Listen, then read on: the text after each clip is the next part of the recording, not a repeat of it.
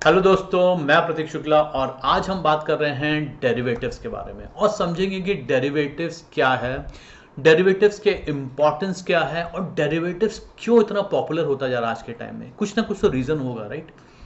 देखिए, डेरिवेटिव्स जो है लेके उससे एक तो आप शेयर मार्केट में ट्रेडिंग कर सकते हैं। एफ बहुत सुना होगा आपने, फीचर्स एंड ऑप्शंस। तो ऐसे करके बहुत सारे अलग अलग डेरिवेटिव प्रोडक्ट्स भी होते हैं। उसके अलावा डेरिवेटिव्स का जो मेन मार्केट है वो है आउटसाइड इंडिया। मेन मार्केट मैं बोलूँगा almost 35 to 40% of people in America in European countries वो डेरिवेटिव्स पर ट्रेड करती है। तो इसलिए वहाँ पर जॉब की जो अपॉर्चुनिटीज़ है वो बहुत ज़्यादा होती है वहाँ पर। वहाँ जब 30 to 40% लोग अगर आप डेरिवेटिव में ट्रेड कर रहे हैं तो उनकी बहुत बड़ी बड़ी कंपनीज भी है वहाँ पर, बहुत बड़ी बड़ी फैमिलीज़ हैं जो डेरिवेटिव ट्रेड करती हैं। हेज फंड्स हो गया, म्यूचुअल फंड्स हो गया और आपका प्राइवेट इक्विटीज़ हो गई, फैमिली फंड्स हो गए, ऐसे करके। सो ऐसी बहुत सारे बड़े बड़े फंड हाउसेज हैं जो डेरिवेटिव्स पर ट्रेड करते हैं और मोटा पैसा कमाते हैं। और उनको चाहिए ऐसे बहुत सारे पढ़े लिखे बंदे जिनको डेरिवेटिव्स के ट्रेड अच्छी तरह आते हों, जिनको डेटा एनालिसिस आता हो, जिनको अकाउंटिंग आती हो, जो उनके ट्रायल बैलेंस को बना सके, उनकी ऑडिटिंग को देख सके, नैव बना सके, बैलेंस शीट बना सके, ऑडिटिंग कर सके, रिस्क मैनेजमेंट बना सके, कैश फ्लो बना सके, इनकम स्टेटमेंट बना सके। जैसे बहुत सारी रिक्वायरमेंट होती है। और मैं भी खुद एक बहुत बड़ी मल्टी बिलियन डॉलर कंपनी में जॉब करता हूं और काफ़ी अच्छी सैलरी भी मिलती है उसमें आपको।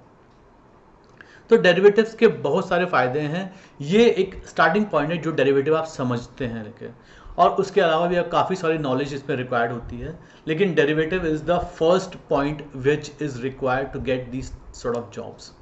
ठीक है, तो अभी हम अपने मेन सेशन पे जाते हैं जो डेरिवेटिव्स और डेरिवेटिव प्रोडक्ट्स के बारे में बताने का है। तो हम बात करते हैं अब डेरिवेटिव के बारे में, और सब पहले मैं आपको डेफिनेशन से समझाऊंगा और उसके बाद मैं आपको थोड़ा डिटेल में लेके जाऊंगा और प्रैक्टिकल एग्जांपल के साथ आपको समझाऊंगा। ठीक है, सो सबसे पहले समझिए कि डेरिवेटिव क्या है। Derivative is a contract between two counter parties to buy और sell an underlying security at a future date for a price which is predetermined today itself. Derivative derives its value from the underlying security. ठीक है, तो अब दो तीन points इसमें समझने के हैं कि डेरिवेटिव कॉन्ट्रैक्ट क्या हुआ, डेरिवेटिव अंडरलाइंग सिक्योरिटी क्या हुई, derivative is deriving it's value का मतलब क्या हुआ। तो ये सब पॉइंट थोड़ा से क्लियर करते हैं। सबसे पहले कॉन्ट्रैक्ट। कॉन्ट्रैक्ट क्या होता है कि अभी सपोज मैंने साइन कर दिया एक ब्लैंक पेपर में कि मैं बेचूंगा, आपने साइन कर दिया कि आप खरीदोगे, और जिस टाइम में आपको मेरे को बेचना है, आपको खरीदना है, उस टाइम में सपोज मेरे को प्रॉफिट हो रहा है, आपको लॉस हो रहा है, तो क्या आप मेरे को पैसा दोगे? आप बोलोगे नहीं, भाड़ में, या कॉन्ट्रैक्ट हम नहीं करने वाले लेके। ठीक है, तो हो सकता है कि मैं या आप कोई भी मुकर जाए और वो कॉन्ट्रैक्ट को ऑब्लाइज ना करे, तो उस केस में क्या होगा, कॉन्ट्रैक्ट नलीफाई हो जाएगा। ठीक है, लेकिन अभी अगर आपने कॉन्ट्रैक्ट साइन करके रखा है, कोई लीगल डॉक्यूमेंट साइन करके रखा हुआ है which is backed by the government of India, उस केस में आप उसको मानना ही पड़ेगा आपको, कोई दूसरा चारा नहीं है। सपोज मेरे पास घर है और आप आए मेरे से घर खरीदने के लिए। ठीक है, हम दोनों ने एग्रीमेंट किया। वो एग्रीमेंट कहां हुआ? वो लीगली आपका एग्रीमेंट एक्सिक्यूट हुआ। लेके आपने सेल्स एग्रीमेंट हम दोनों ने मिलकर साइन किया और सेल्स एग्रीमेंट जाके सबमिट हुआ, गवर्नमेंट में रजिस्टर्ड हो गया। तो ये क्या हुआ? ये एक लीगल प्रोसेस हुआ। इसको बोलेंगे एक प्रॉपर कॉन्ट्रैक्ट। इसमें हम दोनों ने कॉन्ट्रैक्ट किया और उस कॉन्ट्रैक्ट को बैक किया गवर्नमेंट ऑफ इंडिया ने, तो वो एक लीगल बाइंडिंग हो गई। उसी तरह यहां पर भी एक कॉन्ट्रैक्ट साइन होता है जो एक बायर और सेलर के बीच बिटवीन होता है, जिसमें दोनों लोग अपने अपने सिग्नेचर्स प्रोवाइड करते हैं और that is backed by the government of India on the legal grounds. ठीक है, तो इस केस में क्या होता है, लेकिन कोई भी आदमी इसमें पीछे फिर नहीं हट सकता है, लेकिन उसको ऑब्लाइज करना ही पड़ेगा उस कॉन्ट्रैक्ट को, उसके अलावा और कोई रास्ता नहीं है। ठीक है, तो इसमें आपको लीगली, आपको जाके फिजिकली जाके आपको साइन वाइन नहीं करना पड़ता है, ये डिजिटली साइंड होता है लेके, और डिजिटली ही ये अप्रूव होता है। ठीक है, ये हो गया कॉन्ट्रैक्ट। अब समझते हैं कि जो हम लोग बोल रहे थे कि अंडरलाइंग सिक्योरिटी क्या है इसमें। देखिए अंडरलाइंग सिक्योरिटी और it derives its value from the underlying security बहुत कुछ रिजेंबल करता है, तो मैं दोनों को आपको प्रॉपर्ली एक्सप्लेन करता हूं। ठीक है, तो अभी क्या होता है कि derivative derives its value from the underlying security itself. So derivative का मतलब क्या हुआ, अगर आप मीनिंग देखिए, derivative meaning anything which derives its value from something, from some original thing it is getting derived. ठीक है, तो अभी सपोज मैं एग्जांपल लेता हूं, एक प्रैक्टिकल एग्जांपल लेता हूं, दूध से पकड़ लीजिए। ठीक है, दूध क्या हो गया, दूध को पकड़ लीजिए एज एन अंडरलाइंग सिक्योरिटी। ठीक है, अब दूध के बाई प्रोडक्ट्स क्या बनते हैं, छाछ, दही, पनीर, ये उसके बाई प्रोडक्ट्स हैं। ठीक है, सो ये छाछ, दूध, दही जो भी बन रहा है लेके, ये किससे डिराइव हो रहा है, it is deriving from its originality which is milk. So milk जो है लेके, वो उसको आप समझ सकते हो as an underlying security which is the origin. और उसके बाई प्रोडक्ट्स क्या हो रहे हैं, दूध, दही, छाछ, बटर, या कुछ भी पकड़ लीजिए, जो भी दूध से बन रहा है। तो उसी तरह अभी हम लोग आते हैं डेरिवेटिव के एग्जांपल में। उसमें क्या होता है कि आपने कोई सिक्योरिटी पकड़ ली, सपोज रिलायंस आपकी सिक्योरिटी है, आप होल्ड करते हो। अभी वही रिलायंस जो सिक्योरिटी है, उसी के ऊपर बनते हैं ये डेरिवेटिव प्रोडक्ट्स। फ्यूचर्स को पकड़ लीजिए दही, छाछ को पकड़ लीजिए ऑप्शन, और बटर को पकड़ लीजिए आप फॉरवर्ड्स। ठीक है, तो ये सिर्फ बाई प्रोडक्ट्स हैं दूध के। जिस तरह रिलायंस के बाई प्रोडक्ट्स क्या हैं, फ्यूचर्स, ऑप्शन, स्वैप्स, फॉरवर्ड्स, ये बाई प्रोडक्ट्स हैं लेके। इसमें थोड़ा थोड़ा चेंजेस कर देते हैं और इससे डिफरेंट डिफरेंट प्रोडक्ट्स बन जाते हैं लेके। ठीक है, तो अभी जैसे आप देखेंगे रिलायंस की मैंने बात की, रिलायंस इक्विटी हुई लेके। अभी रिलायंस इक्विटी के क्या प्रोडक्ट हो गया, future contract, Reliance future contract, Reliance option contract, for Reliance forward contract, ऐसे करके डिफरेंट डिफरेंट आपके कॉन्ट्रैक्ट्स बन जाते हैं लेके, और उसी पर आपका ट्रेड होता है। ओके, तो अब आपको ये क्लियर हो जाना चाहिए कि अंडरलाइंग सिक्योरिटी क्या हो गई। अंडरलाइंग सिक्योरिटी आपकी इक्विटीज हो गई, ये इक्विटीज भी हो सकता है, बॉन्ड्स भी हो सकता है, आपके निफ्टी भी हो सकता है, Bombay BSc Bombay stock exchange भी हो सकता है। तो ऐसे बहुत सारे अंडरलाइंग सिक्योरिटीज हो सकती है, और उनके ही बेसिस पर आपका निफ्टी फ्यूचर्स हो जाएगा, निफ्टी ऑप्शंस हो जाएगा, निफ्टी फॉरवर्ड्स हो जाएगा। उसी के बेसिस में अलग अलग बाई प्रोडक्ट्स उसके बनते जाएंगे, जैसे कि दूध, दही, छाछ बन रहे थे मिल्क से। ठीक है, क्लियर। अब हम बात करेंगे फ्यूचर्स के बारे में और समझेंगे कि फ्यूचर कॉन्ट्रैक्ट क्या है। क्यों, देखिए डेरिवेटिव्स के 4 मेजर कॉन्ट्रैक्ट्स होते हैं, 4 मेजर बाई प्रोडक्ट्स होते हैं। एक होता है ऑप्शंस, एक होता है फ्यूचर्स, एक होता है फॉरवर्ड्स, और एक होता है स्वैप्स।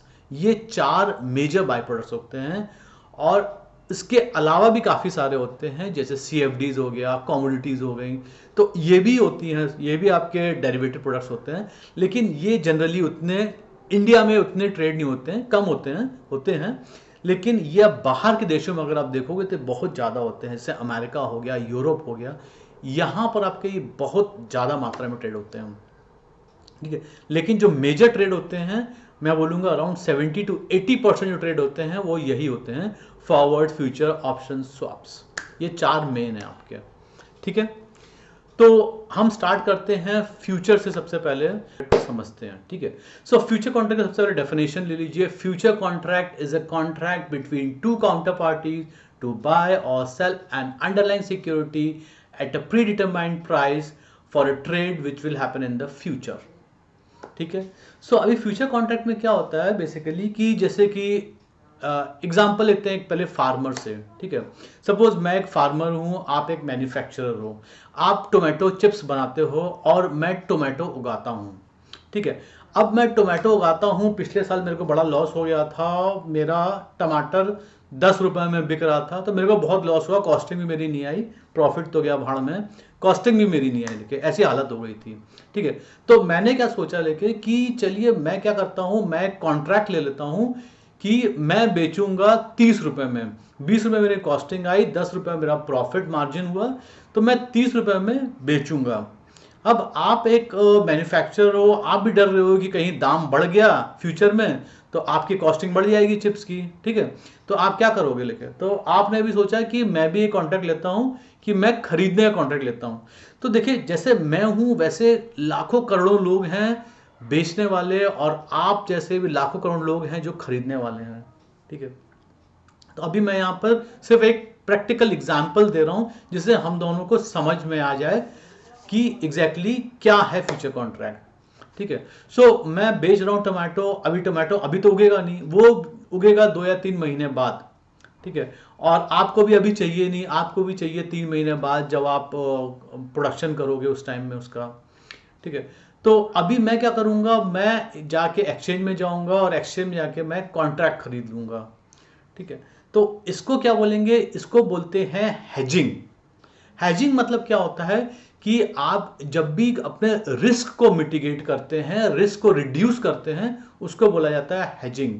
तो अभी मेरे पास टमाटर है लेके, और मैंने कहा कि मैं कोई भी रिस्क नहीं लूंगा कि कहीं दाम कम हो गया, 20 रुपए का दाम कम हो गया तो मेरा फिर से बर्बादी हो जाएगी, जैसे पिछले साल हुई थी।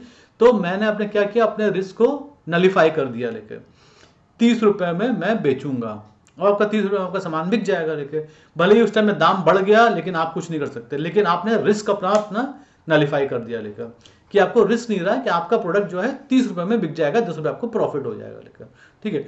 और सेम आपने भी सेम ही काम किया, आपने कहा कि भैया दाम गिरेगा तो ठीक है, तो अच्छी बात है, लेकिन मैं बढ़ भी सकता है, लेकिन तो मैं क्यों जाऊं रिस्क में। तो आपने भी हेजिंग करी, आपके पास प्रोडक्ट खरीदना है आपको, तो आपने भी हेजिंग करी और आपने कहा कि मैं खरीदूंगा 30 रुपए में। हम दोनों कॉन्ट्रैक्ट में चले गए, और अब फिर क्या हुआ लेके, अब फ्यूचर में कॉन्ट्रैक्ट आपका 3 में, सपोज मैंने ले लिया आपका टोमेटो का 20 फरवरी 2024 का मैंने कॉन्ट्रैक्ट खरीद लिया, और आप बेच दिया और आपने खरीद लिया। तो अब जब 20 फरवरी आएगी तो उस टाइम में मेरा टोमेटो उगेगा और मैं आपको दे दूंगा, लेकिन उसमें प्रॉफिट और लॉस कैसे आता है ये समझिए। लेकिन अभी 20 फरवरी को क्या हुआ कि टमाटर का जो प्राइस है, जो एक्चुअल प्राइस है मार्केट में, उसको बोला जाता है स्पॉट प्राइस, जो एक्चुअल मार्केट में आ गया लेके, ठीक है। और हम लोग ने क्या किया था, हम लोग ने फ्यूचर प्राइस को डिसाइड किया था। क्या डिसाइड किया था कि 30 रुपए में मैं आपको बेचूंगा और 30 रुपए में आप खरीदेंगे। तो क्या होता है, ये हो गया फ्यूचर प्राइस, और स्पॉट प्राइस जो 20 तारीख को जो आपका रेट है टमाटर का एक्चुअल, तो वो दोनों जाके एक हो जाता है। जैसे मैं बोल रहा था कि फ्यूचर प्राइस जो है आपका और जो स्पॉट प्राइस है वो एवरी मंथ चेंज होते रहते हैं आपके। ऐसा नहीं है कि मैंने 30 में फ्यूचर प्राइस खरीदा, फ्यूचर प्राइस 30 ही रहेगा। फ्यूचर प्राइस 30 भी हो सकता है, 35 भी हो सकता है, 40 भी हो सकता है, लेकिन फ्यूचर प्राइस जो है वो स्पॉट प्राइस के पास जाके 20 फरवरी को जाके चेंज होके वो उतना ही हो जाएगा फ्यूचर प्राइस। तो अगर स्पॉट प्राइस 40 रुपया है तो फ्यूचर प्राइस 40 रुपया हो जाएगा। तो उस केस में मेरे को क्या होगा, क्योंकि मैंने बोला कि मैं बेचूंगा 30 रुपए में, और अगर प्राइस 40 रुपये हो गया तो मैं तो घाटे में आ गया, क्योंकि मेरे को 30 में ही बेचना पड़ेगा। हेजिंग यही होता है लेके, कि आप अपना रिस्क बचा सकते हैं, लेकिन प्रॉफिट और लॉस का कोई गारंटी नहीं होता है, क्योंकि मार्केट ऐसा ही है, एक आदमी सोचता है ऊंचा जाएगा, एक आदमी सोचता है नीचे जाएगा, उसी के बेसिस में आपका कॉन्ट्रैक्ट, आपका एक्सचेंज चलता है। लेकिन एक्सचेंज क्या है, लेकिन एक आदमी प्रॉफिट करता है तो दूसरे आदमी को लॉस करना ही करना है, कोई रास्ता नहीं। अगर आप फायदा करेंगे तो मैं लॉस करूंगा, अगर मैं फायदा करूंगा तो आप लॉस करेंगे, यही मार्केट है, और इसी के बेसिस में पूरा पूरा शेयर मार्केट चलता है, ठीक है। तो ये आपका हो गया हेजिंग। इस केस में मेरे को क्या हो गया, लॉस हो गया, क्योंकि 40 रुपया टमाटर चला गया था, लेकिन मेरे को मेरा सामान जो था वो 30 रुपए में आपको बिक गया, आपने खरीद लिया, आपको फायदा हो गया, क्योंकि 40 रुपया जिस मार्केट चला गया था, लेकिन आपको मिला सामान 30 रुपए में। तो ये डिलीवरी हो गई लेके, ठीक है, मैंने प्रोडक्ट डिलीवर कर दिया। लेकिन क्या होता है मार्केट में, अगर आप देखेंगे तो डिलीवरी बहुत कम होती है, फिजिकल डिलीवरी ज्यादातर होती नहीं है, बहुत बहुत कम है। लेकिन उसमें मेन होता है स्पेक्यूलेशन। अब आप बोलेंगे स्पेक्यूलेशन क्या भाई साहब, देखिए स्पेक्यूलेशन का मतलब क्या होता है कि आप स्पेक्यूलेट कर रहे हैं, आप एक तरह का बैटिंग कर रहे हैं। आप बोल रहे हैं, या बैटिंग बोल दीजिए, या आप एनालिसिस करते हैं लेके कि स्टॉक प्राइस ऐसा होना चाहिए, इस कंपनी की ऐसी बैलेंस शीट है, वो आप एनालिसिस करके आप डिसाइड कर सकते हैं कि भाई आपका थोड़ा बहुत अंदाजा सही सही लग जाए लेके आपका। ओके, अब हम समझते हैं इसकी और भी टर्मिनोलॉजीज होती हैं लेके, वो भी समझते हैं। अब लॉट साइज क्या होता है? लॉट साइज, जैसे सपोज आप एक शेयर आपने खरीदा तो आपको एक ही क्वांटिटी मिलेगी, राइट? रिलायंस का सपोज पकड़ें, अगर 100 रुपया शेयर की वैल्यू है और अगर आपने एक शेयर खरीदा तो आपने 100 रुपया का एक शेयर खरीद लिया। लेकिन फ्यूचर में ऐसा नहीं होता। फ्यूचर में आपको पूरा का पूरा कॉन्ट्रैक्ट लेना पड़ता है, एक लॉट लेना पड़ता है कॉन्ट्रैक्ट में, ठीक है? अब एक लॉट कितने का होता है? लेके जनरली 50 शेयर्स का भी हो सकता है, 100 शेयर का भी हो सकता है, 1000 शेयर का भी हो सकता है और 10,000 शेयर का भी हो सकता है। ये डिसाइड करता है एक्सचेंज। एक्सचेंज आपको बोलेगा कि ये शेयर का ये लॉट साइज है। अभी आप रिलायंस इंडस्ट्रीज का देखेंगे तो 250 का लॉट साइज है। अगर आप निफ्टी का देखेंगे तो आपका 50 का लॉट साइज है, ठीक है? सो डिपेंड करता है आप कौन सा लॉट लेते हो। अगर आप सपोज रिलायंस का एग्जांपल के तौर पर मैं पकड़ रहा हूं, 100 शेयर की वैल्यू है और लॉट साइज सपोज अगर 100 है, तो आपका कितना मार्केट वैल्यू हो गया? आपका 100 इंटू 100 10,000। 10,000 आपका एक लॉट लेना पड़ेगा आपको। 100 रुपए का 100 शेयर का एक लॉट बनेगा, 10,000 उसकी मार्केट वैल्यू हो जाएगी। सो अब 10,000 रुपए लगा के आपको कितने शेयर्स मिल गए? 100 शेयर्स, राइट? नहीं, ऐसा नहीं है। फ्यूचर मार्केट में आपको इतना पैसा लगाने की जरूरत भी नहीं पड़ती है। आपको इसमें मिलता है एक फैसिलिटी जिसका नाम है लीवरेज। अब लीवरेज क्या है? ठीक है, अब लीवरेज में क्या होता है कि आपको इतना पैसा 10,000 नहीं देना है, आपको एक मार्जिन मनी देना है। वो मार्जिन मनी कितना होता है डिपेंड करता है डिफरेंट डिफरेंट ब्रोकर्स पर। कोई आपको 15% भी चार्ज करते हैं, कोई 20, कोई 30, कोई 40% भी चार्ज करते हैं, ठीक है? अभी सपोज 20% मैं बोलता हूं, आपने रिलायंस के शेयर लिए 10,000 रुपया, 100 शेयर्स, 100 प्राइस, 10,000 रुपये हो गए। और आपको 10,000 नहीं देना है, आपको सिर्फ उसका 20% देना है, विच इज 2,000 रुपीज। सिर्फ 2,000 रुपीज आप मार्जिन मनी आप ऐड करेंगे और इसका पूरा 10,000 का एक्सपोजर ले लेंगे। लेकिन इसमें आपको एक चीज समझनी पड़ेगी कि आप 10,000 का एक्सपोजर तो आपने ले लिया, अगर आपका प्रॉफिट होता है, सपोज आपने फ्यूचर कॉन्ट्रैक्ट लिया 110 का, ठीक है? अब आपने 110 का फ्यूचर कॉन्ट्रैक्ट लिया और प्राइस आपकी एक 2-4 दिन के बाद आप प्राइस जाके बढ़ गई, 110 से 120 हो गई, तो 10 रुपये प्रॉफिट हो गया। आपने शेयर्स कितने लेके रखे हैं? 100। सो 100 इंटू 10 प्रॉफिट, अगर आप क्लोज आउट करते हो 100 इंटू 10 प्रॉफिट कितना हुआ? 1,000। 1,000 रुपीज का आपको प्रॉफिट हो गया, right? It's a huge one. अगर आप एक शेयर लेते हो तो आप कितना प्रॉफिट होता? 110 से 120, मात्र 10 रुपया। लेकिन ये लॉट मिलता है, इसलिए 100 शेयर का इंटू 10 आपको 1,000 का प्रॉफिट हो गया।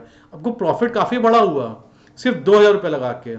लेकिन अगर आपका 110 से 100 हो गया, 10 रुपये का लॉस हो गया, तो आपको यहां भी झटके बड़े कसके लगेंगे, क्योंकि आपका 100 इंटू 10, 100 शेयर्स इंटू 10, आपका 1,000 का लॉस भी लगेगा इसमें। तो आप ये मत समझ के चलिएगा कि खाली प्रॉफिट ही प्रॉफिट होता है, इसमें लॉस भी बहुत होता है लेकिन आपका, ठीक है?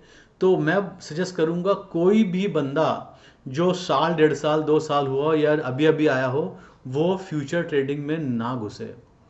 फ्यूचर ट्रेडिंग सिर्फ एक्सपीरियंस ट्रेडर्स के लिए बेटर है, क्योंकि उनको ट्रेडिंग एनालिसिस सब समझ में आता है, लेकिन टेक्निकल एनालिसिस कैसे करते हैं वो सारे पैटर्न्स वो लोग समझते हैं, उसके बाद जाके फ्यूचर कॉन्ट्रैक्ट में ट्रेड करते हैं।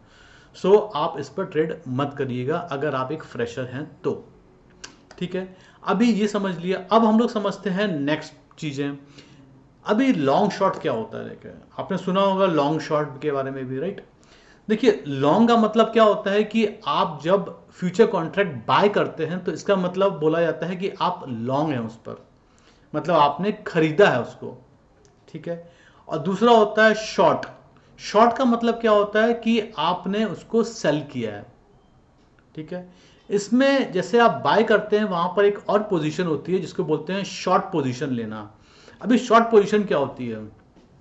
देखिए, शॉर्ट पोजीशन मतलब क्या होता है कि आपको लग रहा है कि मार्केट गिर सकता है, 110 आपका फ्यूचर प्राइस चल रही है, आपने खरीदा 110 में, और आपको लग रहा है कि प्राइस हो सकता है कि फ्यूचर में जाके आपकी प्राइस कम हो जाए, तो आप क्या करेंगे? आप 110 में आप सेल कर देंगे। लेके आप सेल मतलब आप शॉर्ट कर लेंगे अपना, ठीक है? आपने शॉर्ट पोजीशन ले ली, तो उससे क्या हुआ? अब आपने शॉर्ट किया तो 110 में एक लॉट आपने अगर शॉर्ट किया तो 110 इंटू 100 शेयर, करेक्ट? तो कितना हो गया आपका? 11,000 रुपया हो गया, राइट? 100 इंटू 110, 11,000 रुपया हो गया, करेक्ट? सो 11,000 रुपया आपने सेल करके, आपने पोजीशन आपने नहीं बनाई, आपने कोई बाय नहीं किया, आपके पास सिक्योरिटी नहीं है, फिर भी आप सेल फ्यूचर कॉन्ट्रैक्ट में कर सकते हैं लेके, ठीक है। तो इसमें आपने शॉर्ट सेलिंग किया, लेके आपको शॉर्ट सेलिंग किया तो आपका पैसा कितना, 11,000 रुपया आपके अकाउंट में पड़ा रहेगा लेके, ठीक है। आप निकाल नहीं सकते उस पैसे को, वो आपके ट्रेडिंग अकाउंट में पड़ा रहेगा 11,000 रुपया। और आपको इस पोजीशन को क्लोज कैसे करेंगे, आपको फिर जाके बाय करना पड़ेगा। बाय कैसे, अगर आप कम दाम में बाय करते हैं, सपोज आपने 90 रुपए में बाय किया, फ्यूचर प्राइस गिर गया और आपने 90 में बाय किया, तो 20 रुपए का आपने बाय किया, तो 20 रुपए का पर शेयर में आपको फायदा हो गया। कैसे, 110 में आपने सेल किया, पैसा आपके अकाउंट में आ गया, अब आपने 90 में खरीद के इसको बेच दिया, इसको नलीफाई कर दिया, सेल जो किया था बाय के साथ नलीफाई हो गया, तो आपको 20 रुपया हर शेयर में प्रॉफिट हुआ। तो 100 शेयर मतलब एक लॉट में कितना हो गया, 100 इंटू 20, 100 इंटू 20 कितना, 2000 का आपको डायरेक्ट प्रॉफिट हो गया। लेकिन अभी आपको अगर आपका प्राइस बढ़ जाता है इस केस में, क्योंकि आपने शॉर्ट किया था, अगर बढ़ जाता 110 से 120 130 हो जाता, तब आपका लॉस हो जाता। तो ये है लॉन्ग एंड शॉर्ट पोजीशन, ठीक है। अगर आप लॉन्ग हो तो आप इसको क्या कर सकते हो, आपने लॉन्ग मतलब आपने बाई किया तो आप इसको सेल करके क्लोज कर सकते हो। और अगर आपको लगता है मार्केट गिरेगा तो आप शॉर्ट पोजीशन ले सकते हो, मतलब पहले ही आप सेल कर सकते हो और बाद में आप बाय कर सकते हो। ये है पूरी, ये सारा इंफॉर्मेशन था फ्यूचर ट्रेडिंग के बारे में और डेरिवेटिव्स के बारे में। अभी मैं और भी सेशंस लाऊंगा जिसमें आपको ऑप्शंस होंगे, स्वैप्स होंगे, फॉरवर्ड्स होंगे, और भी काफ़ी सारे प्रोडक्ट्स होते हैं, उनके बारे में बताएंगे। कॉर्पोरेट एक्शन हो गया, इसके बारे में बताएंगे, और ये सारे कमिंग सेशंस आएंगे। बट सबसे पहले आप मेरे को कमेंट्स में, अगर आपको लगता है कि ये सेशन पूरा इतना बेटर नहीं था, इसमें कुछ क्वेश्चंस छूट गए हैं, आपको नहीं क्लियर हो रहे हैं, तो आप कमेंट सेक्शन मेंशन करिए। मैं आपको टाइम निकाल के मैं आपको इन्फॉर्मेशन दूंगा, लेके मैं आपको कमेंट करूंगा उसमें, ठीक है। अभी मैं एक शॉर्ट इन्फॉर्मेशन देना चाहता हूँ, हमारी एक नया कोर्स जो स्टार्ट हो रहा है उसके बारे में, अगर आप इंटरेस्टेड हैं तो। क्योंकि इसमें हम क्या करते हैं, लेकिन हमारी रिक्रूटमेंट सर्विस कंपनी है जहाँ पर हम बंदों को जॉब्स प्रोवाइड कराते हैं। अच्छी अच्छी कंपनीज हो गई, जैसे मॉर्गन स्टैनली हो गई, जेपी मॉर्गन हो गया, गोल्डमैन सैक्स हो गया, आपका BNY मेलन हो गया, और आपका ग्लोबल हो गया, आपके स्टेट स्ट्रीट हो गया। ऐसे बहुत सारी कंपनीज हैं जिससे हमारा टाई अप रहता है और हम उनको जाके बंदों को रिक्रूट करते हैं। लेकिन सबसे पहले हम आपको ट्रेनिंग देते हैं और आपको समझाते हैं कि हेज फंड्स कैसे वर्कआउट होता है, ट्रायल बैलेंस कैसे बनाया जाता है, बैलेंस शीट कैसे बनाई जाती है। थोड़ा हम आपको पूरा डिटेल देते हैं, डेरिवेटिव्स की पूरी इन्फॉर्मेशन देते हैं, अकाउंटिंग पूरा समझाते हैं। लेकिन आपको थोड़ी नॉलेज होनी चाहिए। आप बीकॉम से, आपकी बैकग्राउंड जो है वो बीकॉम का होना चाहिए, या आप MBA हो सकते हो, या चार्टर अकाउंटेंट है तब तो बहुत ही अच्छा है, आपको काफ़ी नॉलेज ऑलरेडी होगी। तो ये सब से अगर आप बैकग्राउंड से हो तो मैं बोलूँगा आप इस कोर्स को जरूर लीजिए। डिस्क्रिप्शन में मैंने कोर्स के बारे में पूरा डिटेल दे दिया है। 2 जनवरी से हम लोग ये कोर्स स्टार्ट कर रहे हैं, और हम लोग आपको रिक्रूटमेंट सर्विस 6 मंथ्स तक प्रोवाइड करते हैं, जब तक आपकी जॉब नहीं लग जाती है, टिल 6 मंथ्स। हम आपको पूरा ट्रेन करते हैं, 8 आवर्स की ट्रेनिंग भी देते हैं लेके, ठीक है। अगर आप इंटरेस्टेड है तो इस कोर्स को जरूर इनरोल करिए, ठीक है। That was a short information about my company. और अगर आपको ये वीडियो अच्छा लगा तो प्लीज़ लाइक करिए, ठीक है, सब्सक्राइब करिए अगर आपको लग रहा है कि हाँ this is going to help you. अगर कुछ भी आपको लगता है कि something is not good, I am not able to explain you in a better way, please comment करके बताइए जिससे मैं इम्प्रूव कर सकूँ उसमें और। Okay, thank you very much for time, have a great day, bye.